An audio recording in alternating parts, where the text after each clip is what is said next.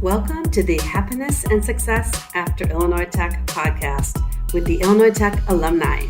We're so happy you're here, and we can't wait for you to be inspired from all these real-life stories of people that attended Illinois Tech, graduated, and found success.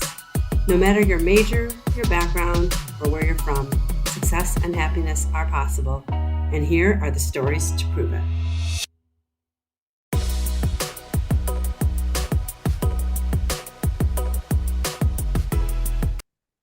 All right, welcome everyone. My guest this week is Alison McDonald. Welcome, Alison. Hello, thank you. Thanks for doing this. So I'm trying to remember. I always reach out to different people and I get names from other people on campus. I'm trying to remember how we connected for the podcast. I'm not sure. It was a surprise. Yeah. That's for sure. I think I found your name in something. So I always read the magazines and the what's happening and all the cool stuff going on different campuses for Illinois Tech. And I think I found your name somewhere, and I think I reached out to you on LinkedIn, if I'm not mistaken. That's probably it. Yeah. I just love reading stories about what's happening and what people are doing after they graduate. So tell everyone when you were at Illinois Tech and what you graduated with. And I'm also curious, when you got here, if that's what you stayed with or if you changed your mind at all. Oh, okay. Well, I started in 2019 and I applied for web design and application development, and I continued with it and graduated in 2021. And I enjoyed it and everything. Why I stayed with it was I was very intent on it, and the professors were excellent. And I also enjoy IIT, the campus, and just the environment, even though it was during COVID. Okay. So, yeah. That's interesting. I haven't talked to anyone who was here during COVID and finishing up then. Was it, did it make a dent in anything you were doing, having to do a lot of stuff online? It was difficult in a way because you had to be more focused. You had to show up, you had to do your work. It was like going to school, it was. You had to be present, you had to be engaged in what you were doing. But the hard part was being disciplined for a lot of people. And I just kept the schedule. Smart. Yeah, that is probably the biggest thing, because everything you mentioned is stuff that you should be doing if you were in class on campus anyways, being engaged, participating, showing up. But you're right, if you can, it's a discipline once you get off the phone, because it's like, okay, there's no one in class for you to talk to. There's no one, you're just on your own, and you're going to do it or you're not going to do it. So I know there were a lot of people, even at high school, I have friends with kids in high school that were college and high school that were struggling. There's not, even me, when back in the day before COVID, I took an online class one time through a community college, and I'm one of those people that needs to be in the room talking to the professors and having conversations and stuff. I learned better that way. And when I had to do everything on my own, it was self-study. They called it, it was called self-study back then. I did not do well. I think I got a C or a D, and I'm typically an A or B student. Yeah, it just was not my thing. And I knew I took one class like that. I had to take it. It fit in my schedule. And after that, I'm like, okay, I just know. I had a feeling it wasn't going to be good for me, but I knew after that, I'm like, okay, I don't thrive in that environment. So I think it's really important for students to know that where they do well. Yeah, definitely. And also find alternate ways to engage with your fellow students. So we used different forums. I'm just blanking right now, but we would keep in touch, not just email, but live chat. Nice. And constantly, like on a daily basis, several times a day, we would be going over our projects and stuff like that. So it wasn't the same, but it was a good alternative. That's really smart that the professor, whoever was running that class made that available to you guys, because I think you're right, having to connect and just like quick answer or whatever, because instead it's like, okay, later when I talk, and then you forget half the questions you want to ask, and then you're frustrated because you're trying to learn and you need to get this answer to move on to the next thing. So that was really smart of that professor. Yeah. A lot of people everyone had to adapt in different ways. And it's just nice that you were still able to complete your education and do that well. So kudos to you. Oh, thank you. Thank you. Yeah. And it helped, being with brilliant students who, one was a valedictorian, and she had certain strengths and another one had another, and just learning from them how to adapt. Yeah, it is. That's one of the things too about being on campus and being around all the students here. Everyone's so smart and I think humble and just like dedicated, humble, smart. It's a great group of students in that way. It's like everyone just wants to learn and do their best, and it's inspiring to be around all that intelligence, in my opinion. Definitely, definitely. Yeah, And it was great learning from them and also giving my knowledge as an older student. yeah. So that was a very interesting aspect of my school career, was coming in and knowing that, I would be kind of one of the few of my age range in that group, and just fitting in and giving my insight from on and off going to school throughout the years. New perspective too. It's good for them. It's like I almost feel like it would be beneficial to always have someone from a different age group in all of those classes, just so they can see what it's like to be thinking, because that's the real world. They're going to be on teams with people that are a decade older, 2 decades older, 5 years older, more often than just people their age. And even if it is just people their age, they're not going to learn as much because everyone's in the same boat, just learning themselves to be out in the real world. So that's interesting. I'm sure they found a lot of value in that. That's pretty cool. And I found a lot of value in they had new perspectives that weren't around when I was in school originally. So for undergrad. It's smart, right? It's both. It's good for both. Yeah, that's cool. Okay, Yeah. so did you do any internships while you were at Illinois Tech, or did you have a job and get a different job when you were done? How'd that work for you? I just did freelance work, a web design for acquaintances, really, to be honest, and several, and then just odd jobs here and there just to make things ends meet. Mhm. So, but my focus was just on school and then those websites. Okay, and then what did you end up? So what's your role now? What job do you have now? Oh, I'm a web production specialist. So I make web app, not web apps, mobile apps for Oh, both Apple and Android phones awesome. for the insurance industry. And yeah, How did you find that opportunity? well, it took a couple months of searching for a job and kind of honing my skills back into the interview process and finding a job. If I, and narrowing down what I wanted to do. Okay. And this one just fit so perfect. It utilizes my skills before school, grad school, and the skills I learned in grad school. And I found it via the description. It wanted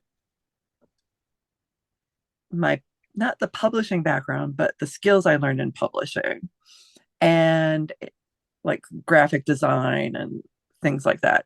But it wanted web and application development skills too. So, well, mobile app skills.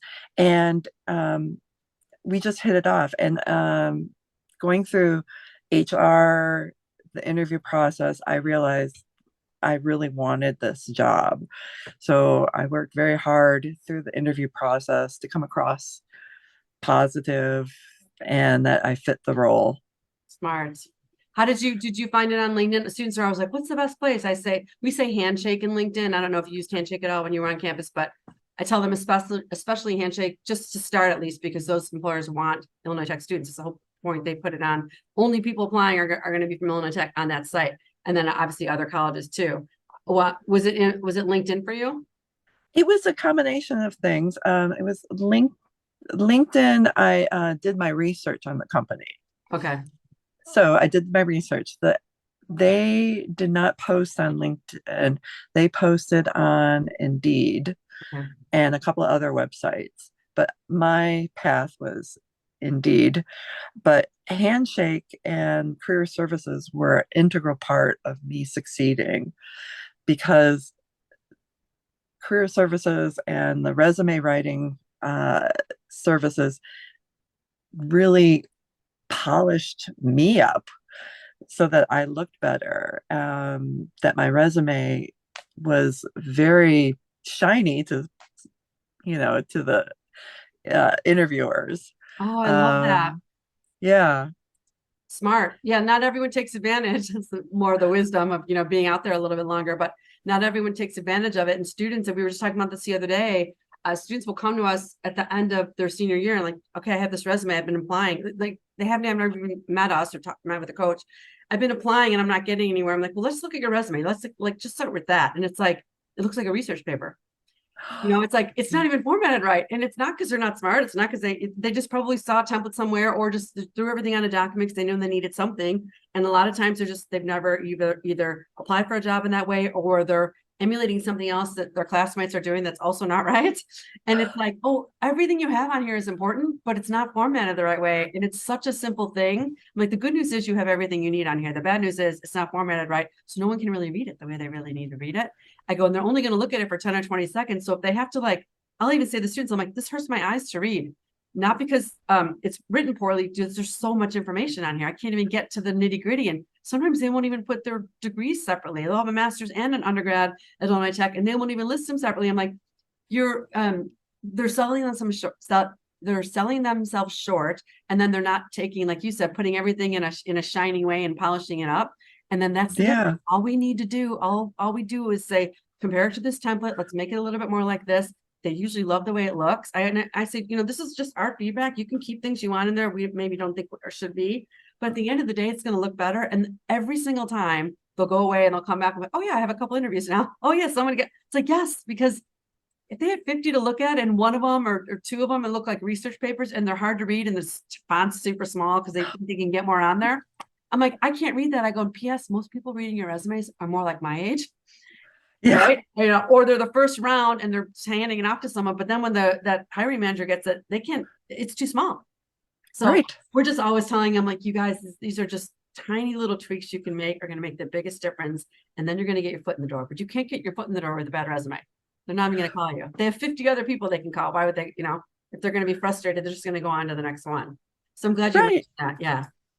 Yeah. And a resume goes through a first process of keywords. So Right. that's why it was so important to go through career services and the resume service that's provided and get the right keywords out there. And it was fantastic because I was told by career services, you've been using that word a lot. Find something else Yeah. that's more pertains more to that skill. So it took, I would say, quite a few revisions before it became the resume that worked. Yeah, I tell students it's going to be probably minimum 3 or 4, but that's only like the biggest work is that first revision. Then you come back, you're like, okay, I'm like, let's not even do the fine tooth comb yet. Let's just get it in the right template format first, come back, look at it again. And like you said, they have developed after every bullet. It's like, let's do implemented, whatever it was, different words. Yes. We have this new tool, or I don't know if it was here when you were here, but it's called a VMOC. It's artificial intelligence. You just upload Yes. your resume, and within minutes, literally like 1 minute, it will spit out the feedback for you and say, just like you said, you've been using this word, try these. These are some synonyms for that word, whatever. And all of a sudden it just looks so much better. And it's like, it's still true. It's just, the writing is important. Also, that's a skill that employers are looking for. Like, so they know you're smart. They know you have this great engineering degree or computer degree, but can you write? And if you can't write a resume Yes. well, you're going to have to be writing emails. You're going to have to be communicating with people, presenting things. You have to be a good writer too. So a lot of people, it doesn't come easy for, but at least in your resume, you can seem like a good one initially. Yeah, that's good advice. Yeah. And I was going to make a point of one thing I did notice in school was that there were people that needed a little assistance when it came to writing um, on the graduate level. Hmm. And that was fun helping out in that regard, you know, not using so many ands, Mhm. um, using other words, then this happened, Yeah. you know, Okay. so that things flowed better. Mhm. And so our team shone better when we were working on projects together. So, Smart. but with regarding resumes, the same thing applies. You don't want to keep repeating yourself. You have to say things in a new way that'll make the eye flow from one point to the other. Yes, flow is so important. Yeah, I'm glad you're mentioning that too. Yeah. Yeah. So is there anything you wish you'd learned earlier, sooner? Like, going back to school, getting this degree, or when you were here at Illinois Tech, is there something you wish you had just done a little bit, either with your career or your education at Illinois Tech, something you wish you'd learned a little sooner? I guess I the odd thing is I went in for web design and development, and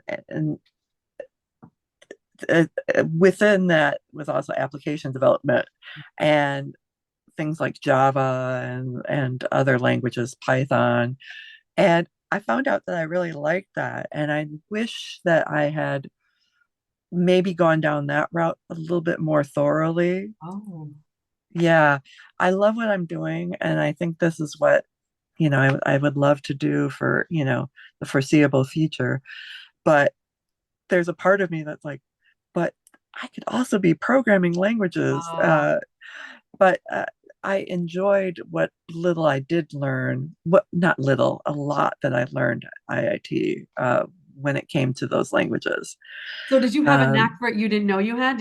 Like you were more technically inclined in that way that you thought you were? yeah, I guess I didn't realize that those languages required creativity. Ah, And I come from an art background, which okay. is totally the opposite of what I am doing as a career. But I find it's great to separate the two, my job and what I do for fun. Yeah, Work is fun. Don't yeah, get me wrong. I love it. yeah, But when I paint, I'm creative. And then when I'm working on these apps, I can get creative too in a different way that they don't infringe on each other. yeah. I think that's so important. It's a good point because a lot of people will say, like, yeah, I have this right brain, left brain thing, and I just do this in one area and this in the other. Like, I think you can be happiest when you can integrate them. So either you have a hobby and then you have this other work, but if you can have a little bit of both in your professional life and in your personal life and your hobbies, you're just more fulfilled in general. Right? Yeah, Your brain wants to use both of them. And it's cool to be able to do that. And you thrive more. And then you also can offer more to anything you're working on. Cause you can like with you and your creativity, it's like if you were programming language, you could say, well, have we thought about doing it this way? And then your right brain is talking to your left brain instead of this, like, okay, it has to be a certain thing. It's more technical or analytical. It's like bringing that in is a good new perspective. And it is how other people think too. So it's like, it's a win-win. And I think the more students can kind of learn that earlier, the better off they're going to be in their career and picking what they want to do, what kind of job they want to have. definitely, definitely. And you know, yeah, my only wish is that whole, maybe like a little dip my toes into the programming pool and see, is that where I wanted to go? Because I felt like I dedicated myself a little too quickly into what Okay. I did, which I love. Yes. Um, yeah. It's good So, advice. It's good advice because as you have a different perspective now, because you can look at it from a different way because you've been out in the world doing these different jobs, going back and getting your degree. But students sometimes, like I was just talking to someone and he was saying, like, I think I was too focused on getting a 4.0, putting my head down, doing whatever, and not seeing what else might have been possible because like you get focused and you need to be focused, obviously, especially at a school like this. It's that typically is, a very rigorous curriculum, but sometimes mhm. you don't pick your head up and look around and ask questions and see who's sitting around you and what they're up to. Or, oh, I'm really good at that. I didn't even think about being good at it. And just reflecting and exploring a little bit more. It's going to serve you better because you don't, you're going to, if you do the opposite and you just put your head down and 4 years later and you look up and you go do that thing, you said you miss a few clues along the way. And now you're in this job where you're like, wait a minute, I could have had that instead.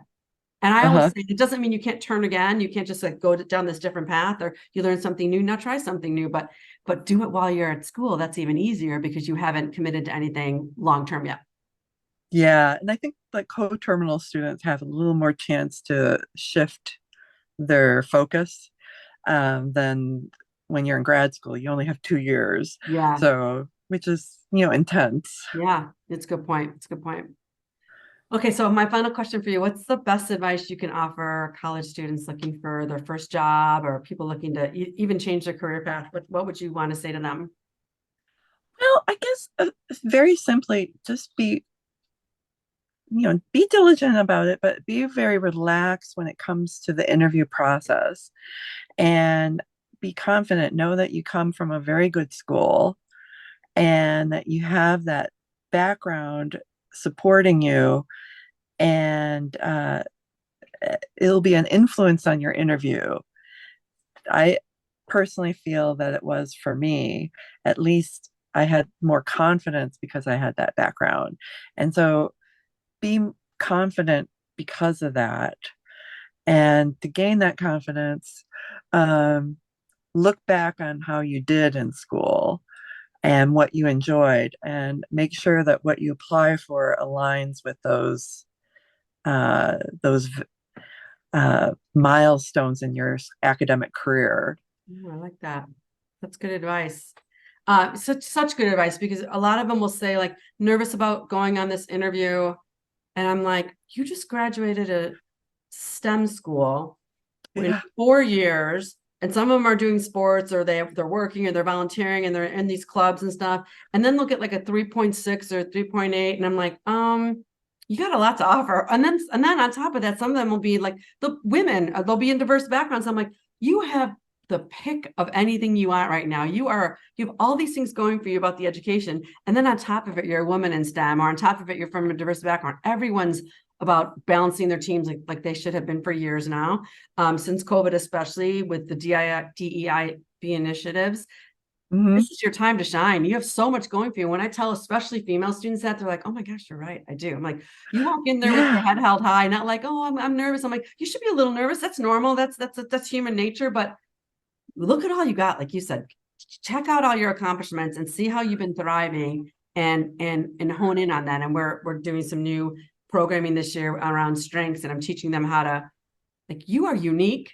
You have a lot going for you. And the fact that you even got into a school like this, much less graduated, is just so commendable. And I just think they need to be reminded of that. And I think because they're all competing with each other, and everyone they feel like is in the same boat, it's like, you guys are super smart. You have so much going for you, and you just don't know your talent and your intelligence. It's like, go in there and be confident, and use that to guide you. And yeah, it's great advice. Definitely. And nerves are normal. I mean, like, I look at skiing, and if you have years of experience of taking lessons in that, and you get on top of the mountain and it's a new trail, you might have you might have nerves Yeah. going down that new trail. But once you get going and you know how to make the turns and everything, it feels good. Yeah. And so it's the same thing when you're in an interview and you have those nerves, but you have behind it the skills. I love that. And Yeah. I once heard that the fear, like someone was saying, like they didn't want to be nervous anymore for the fear to go away. The fear is, and the nerves is your body's way of like helping you focus. And if you got rid of that, you wouldn't be able to do, your brain wouldn't be able to do the thing it needed to do the next thing. Hmm. You don't want the fear to be gone. The nerves are normal. The nerves help you focus. They help you get to the information that your brain needs to get through the thing that you're thinking about. But like you said, if you can relax and you have all of these skills, background, intelligence, curriculum, degree behind you, and remember that's what's holding you up, and that's why you're there. And Hmm. walking in with that confidence will just serve you so well. So that's great advice. Thank you. You're welcome. Thank you. It's been fun talking to you, Allison. So are there any, how can people get a hold of you if they have follow-up questions, or they want to connect with you on LinkedIn? What's the best way? LinkedIn under Alison McDonald, and I do check it, and um, that's the best way. Any questions about a career, especially if they want to know if even if they're a younger student, but especially if they're an older student, I think that would be really interesting to hear from someone like that. Oh, that's awesome. That's great advice. Thank you Mhm. so much. It's been so happy. So I'm happy to talk to you, and I'm glad I reached out, and thank you for your contributions. And I'm excited for people to hear your story. Thank you. Thank you for contacting me. All right. Take care, everyone. Have a good day. Bye. Thanks for listening, everyone.